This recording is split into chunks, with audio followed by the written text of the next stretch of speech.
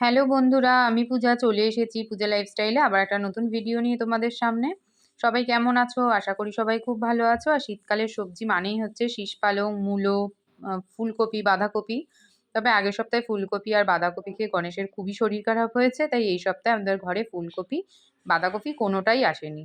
শীষ পালং নিয়ে এসছে গণেশ। শীষ পালংটা এত ভালো রান্না হয়েছিল কি বলবো। আসলে কি বলতো, এখন শীষ পালংয়ে খুবই স্বাদ।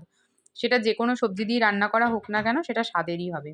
আর শীষ পালংয়ের সবজিটা রুটি দিয়ে বা ভাত দিয়ে, দুটো দিয়ে আমার কিন্তু খেতে ভীষণ ভালো লাগে। সকাল সকাল চিয়া সিডস খেলাম আর তারপরে দেখো রান্নার দিকে চলে এসেছি। এদিকে সকালে টিফিনের জন্য রুটির সাথে একটু লাউয়ের খোসা দিয়ে আলু দিয়ে ভাজা করে নিলাম। এটা খেতে গণেশ মনা দুজনেই ভীষণ ভালোবাসে। তো সকাল সকাল রুটি দিয়ে ভাজা দিয়ে একটা টিফিন হয়ে যাবে। আর তারপরে দুপুরে রান্না বান্না তো রয়েছেই। শীষ পালংয়ের তরকারি আর পাবদা মাছের ঝোল বা ঝাল যাই বলো। দুজনের জন্য একটু চা করে নিয়েছি, ব্যাস। এবার করে নিয়ে আমার প্রচুর কাজ রয়েছে ঘরে। চা বিস্কুট খাবো আর সকালের টিফিনটা খাবো, ব্যাস। খেয়ে এবার চলো, বিছানা গুছাচ্ছে মনা, কিন্তু ব্ল্যাঙ্কেটটা আমি সময় পেলেই ভাঁজ করে দিই, কারণ ওর ব্ল্যাঙ্কেট ভাঁজ করতে অসুবিধা হয়। অসুবিধা হওয়ারই কথা, কারণ ব্ল্যাঙ্কেট একটা বড় জিনিস, এটা আমাদেরই অসুবিধা হয়, আর ও তো অনেকটাই ছোট, তাই না? তারপর ঘরের সমস্ত কাজ টুকটাক করে সেরে নিলাম। আর স্নান পুজো করতে গিয়ে তো দেখি বেশ অনেকটা করে বেলা হয়ে যায়, কারণ এখন শীতকাল, তুমি যতই তাড়াতাড়ি ওঠো না কেন, সব কাজ করার শেষে গিয়ে দেখবে সেই 12টা 1টা বেজেই যায়।